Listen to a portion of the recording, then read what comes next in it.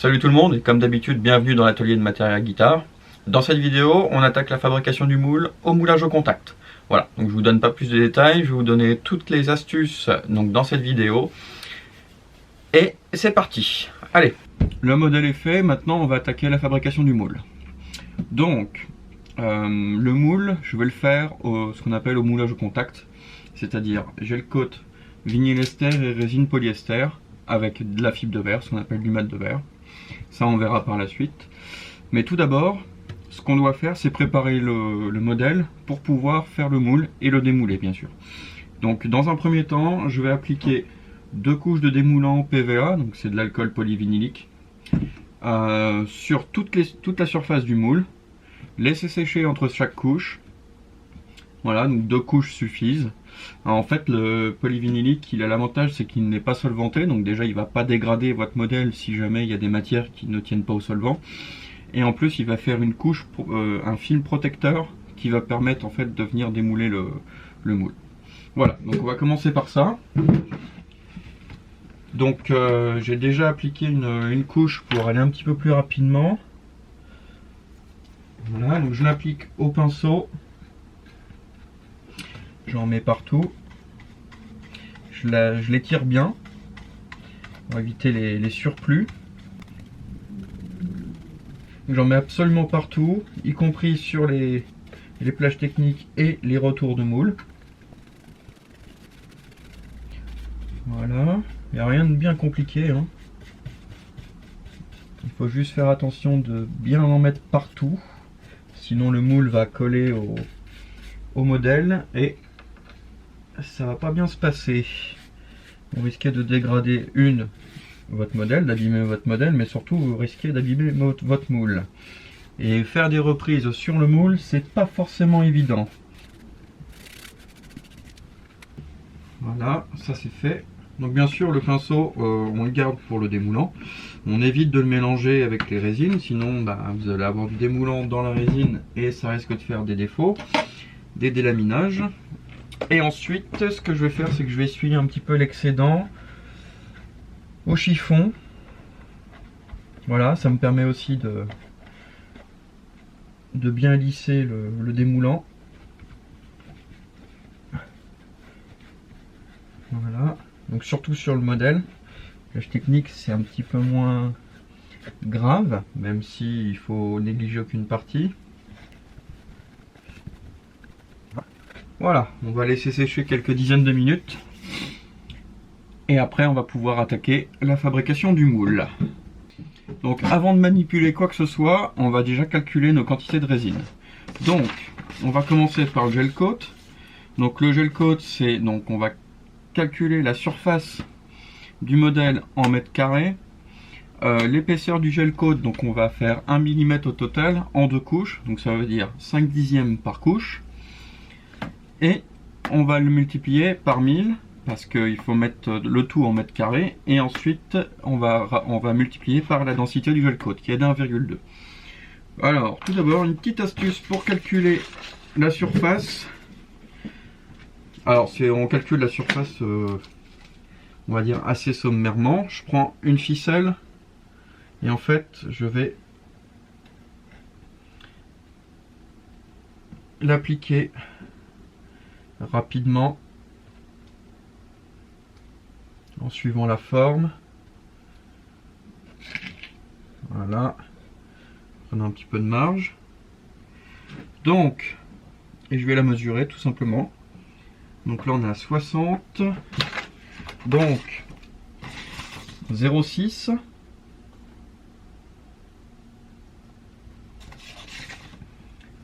fois. On va faire la même chose en largeur. Je reprends ma corde. Donc essayez de prendre la zone la plus longue. Voilà. Voilà. Fois, on va dire 50, donc 0,5. Ce qui nous donne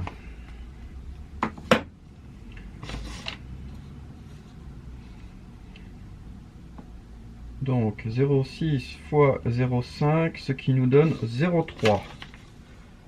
Donc 0,3 mètres carrés de surface fois, donc là on va calculer pour une couche, fois 0,5 fois 1000 pour remettre le tout en mètres, fois la densité de 1,2, ce qui nous donne 180 grammes pour une couche de gel coat. Pour toute chose, avant de manipuler les résines, bien évidemment les consignes de sécurité, donc masque à peinture, masque pour les solvants avec des cartouches à charbon, des gants. Donc moi j'utilise des gants réutilisables tout simplement parce que une fois qu'ils sont pleins de résine, je préfère les jeter plutôt que d'essayer de nettoyer mes gants avec de l'acétone. Au bout d'un moment ça les abîme aussi, ils partent en lambeaux, donc j'aime pas. Des lunettes de sécurité et bien sûr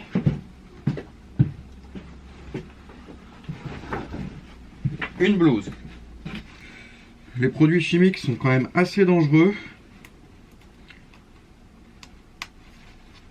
donc il faut bien se protéger. Donc le gel coat, c'est un gel coat vinyle ester que j'ai acheté chez SF Composite. Alors j'ai aucune promo ni avantage là-dessus, c'est pas du tout une communication commerciale. Il y a très peu de revendeurs de matériaux composites.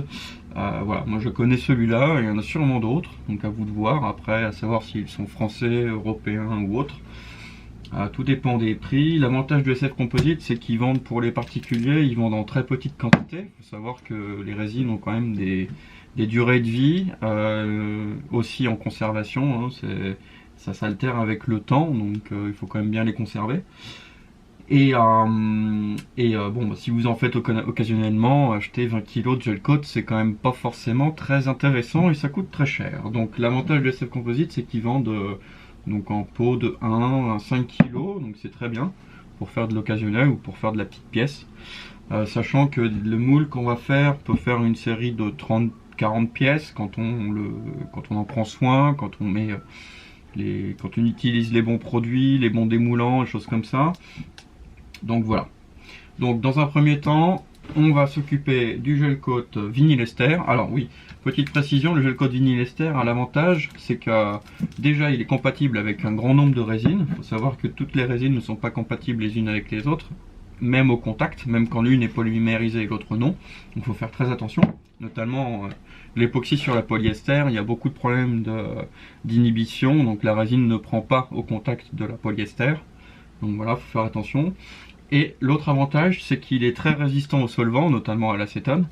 Donc pour le nettoyage et les démoulants, c'est quand même très intéressant.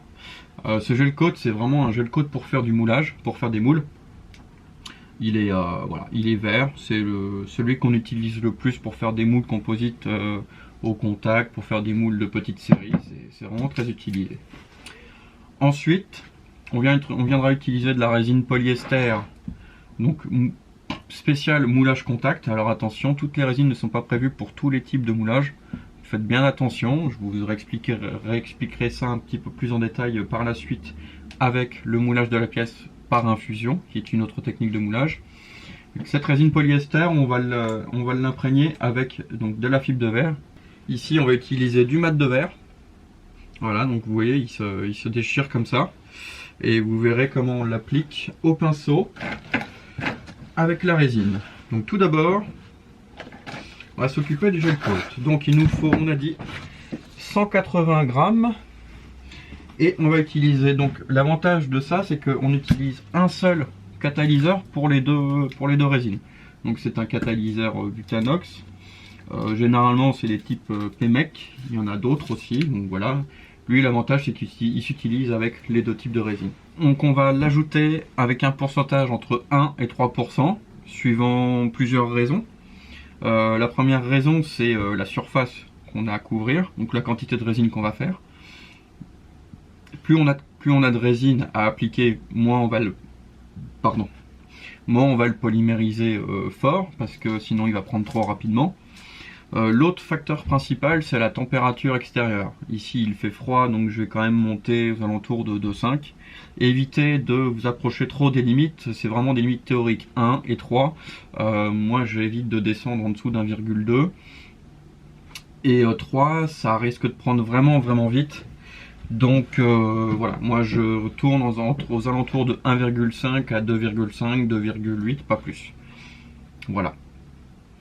Donc là, on va prendre 2,5 parce qu'il fait quand même froid et puis on a une très petite surface à couvrir, donc on aura largement le temps de le faire. Donc 180 fois 0,025, donc 2,5%, ça nous donne 4,5 grammes. Voilà, et ok, on est prêt. Alors je prends ma balance.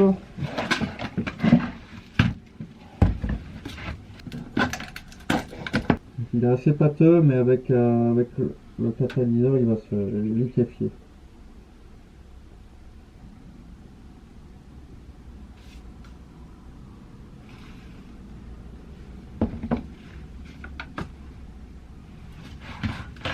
Voilà, c'est plus simple de prendre une seringue. Hop. Et ensuite, voilà.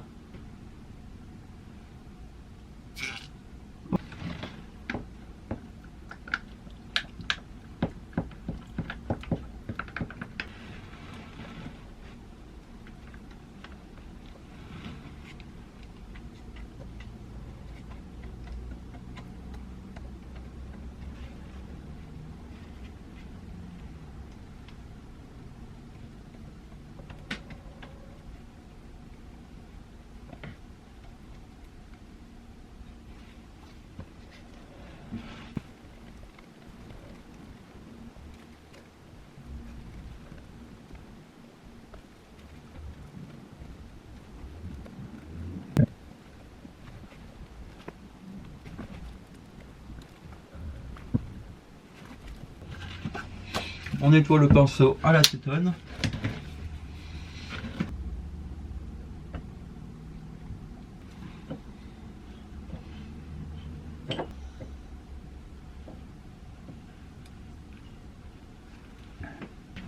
Donc maintenant, ce qu'on va faire, c'est qu'on va attendre qu'il soit amoureux. Alors qu'est-ce que ça veut dire en fait, ou tacky, on peut dire aussi en anglais. C'est que quand je vais poser mon doigt, en fait, il va être collant, mais je vais pas avoir de traces sur le gant. C'est quand en fait il va commencer à polymériser, mais qu'il n'aura pas tout à fait fini. Donc, il y en a quand même pour entre 20 et 30 minutes avant que ça commence à polymériser. Voilà. Donc on va attendre et après on va s'occuper des 2 premières couches de fibre de verre avec la résine polyester. Pour vous expliquer, c'est qu'en fait je vais faire ça en 2 étapes. Donc 2 couches de 150 grammes au mètre carré. Et ensuite je vais attendre que ça polymérise et le lendemain je finirai avec les 2 couches de 300. Donc un mat de verre plus épais qui va donner plus de rigidité. Voyons voir si le gel coat. Il est pas mal, regardez. Quand je mets mon doigt dessus, on sent qu'il colle, mais j'ai quasiment pas de gel coat sur le gant. Donc là il est parfait, on dit qu'il est amoureux. Donc on va commencer à préparer la résine. Avant tout, on va calculer donc notre quantité de résine et notre quantité de renfort. Donc là je vais prendre du 150 grammes au mètre carré en mat de verre. Donc on était à 0,3 mètres carrés fois 150 grammes, ça nous donne 45 grammes par couche. Je vais faire 2 couches de 150. Ensuite, donc pour le moulage au contact avec le mat de verre, on est généralement aux alentours de 70% de résine et 30% de renfort. Donc l'opération pour calculer notre quantité de résine, c'est donc notre poids de renfort, donc ici 45 grammes, fois 0,7, donc pour 70% de résine, le tout divisé par 0,3, qui est notre quantité notre pourcentage de renfort. Ce qui nous donne 105 grammes. Donc, généralement, j'en fais toujours un petit peu plus. Donc là, on va monter à 120 grammes. Donc on va catalyser avec le même catalyseur type PEMEC à 2,5. Donc ce que je fais, c'est que je fais donc ce poids, donc on a dit 120 grammes fois 0,025, ce qui nous donne 3 grammes.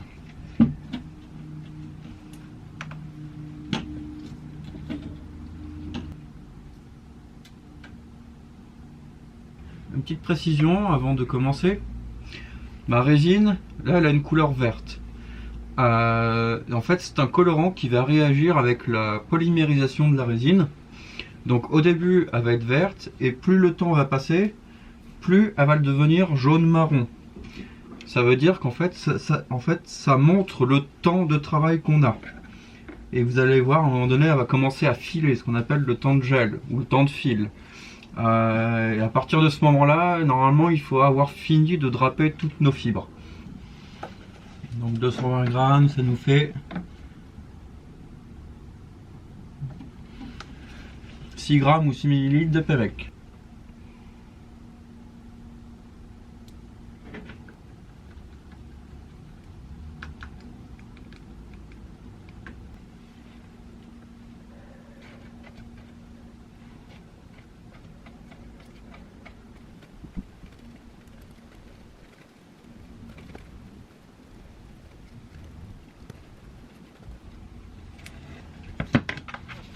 Ok, alors je vais commencer. Donc j'ai mis une petite couche de résine. Je vais commencer par poser ma fibre de verre assez uniformément. Voilà, donc vous voyez, ça se déchire.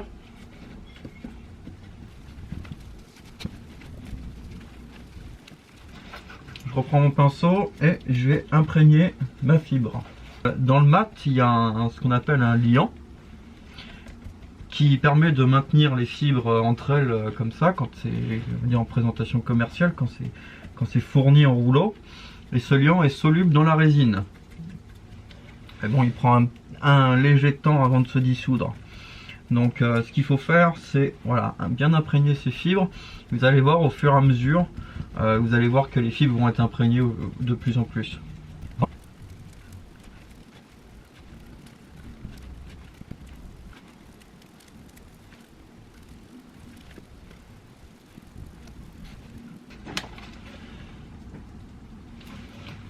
Donc, base de la résine, je vais venir appliquer ma deuxième couche de mat 150.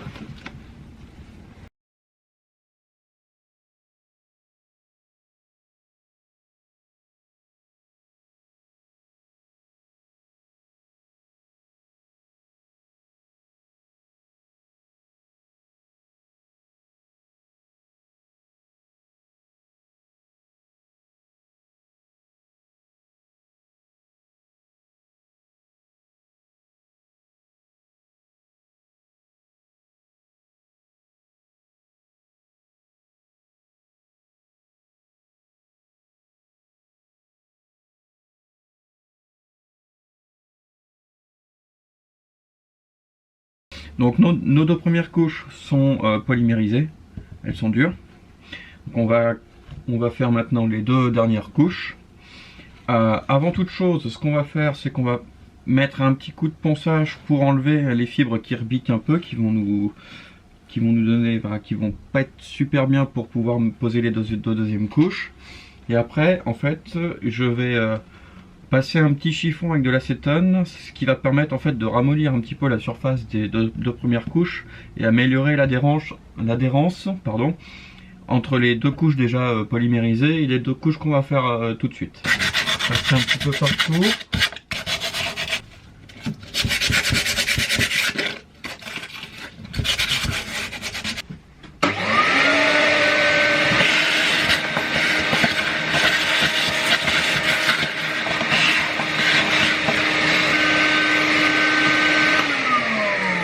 Ok, donc vous verrez avec le 300 c'est un petit peu plus difficile à appliquer. Donc en fait ce qu'on peut utiliser aussi pour aider après avoir bien plaqué les fibres avec la résine, c'est ce qu'on a utilisé, ce qu'on appelle des débuleurs. Donc il y en a de différentes formes et en fait on vient rouler comme ça sur les surfaces et ça permet en fait d'enlever les bulles qui sont entre les fibres et la résine.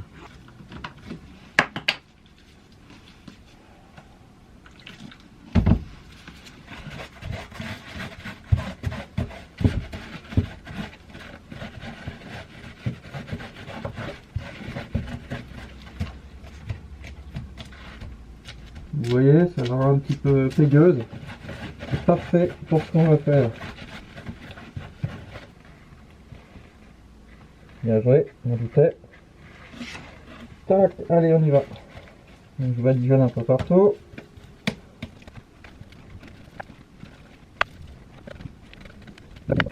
Maintenant, on va appliquer ça. On va mettre une couche partout.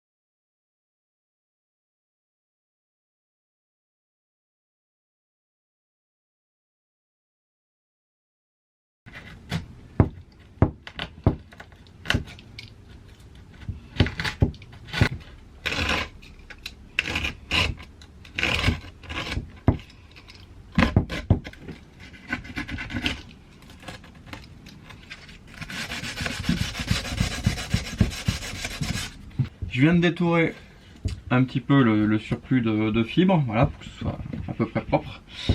Voilà, maintenant c'est le moment fatidique, le moment du démoulage. Alors, on va commencer par enlever les plages techniques.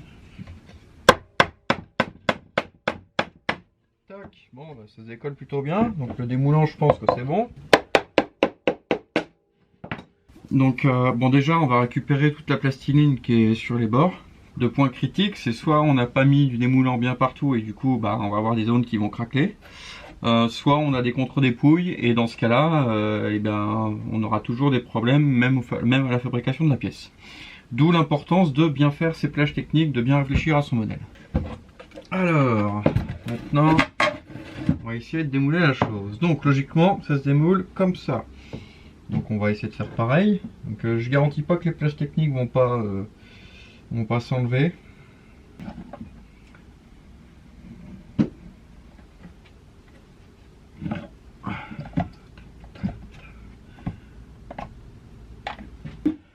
Je pense que je vais devoir enlever mes plages techniques. Pas trop de choix. C'est pas tellement douté.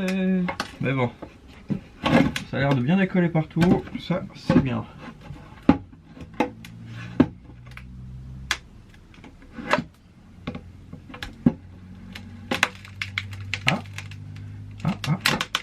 Yes, ça vient.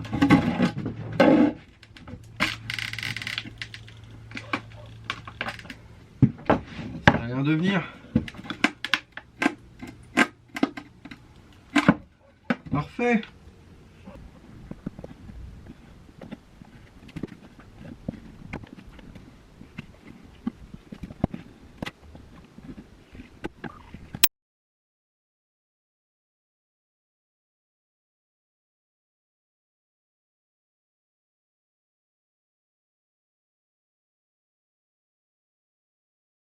Donc j'ai nettoyé le moule en chauffant la plastiline en la frottant avec un chiffon propre.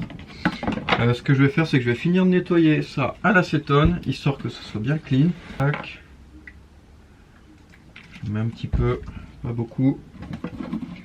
Et je finis de nettoyer tout ça.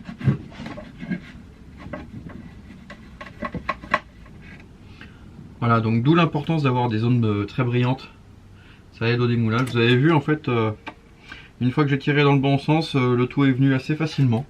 C'est le but. Donc c'est très bien pour la fabrication des pièces. Une petite lime, là j'ai une petite arête un petit peu forte que je vais venir retravailler légèrement. Faire attention au moule aussi.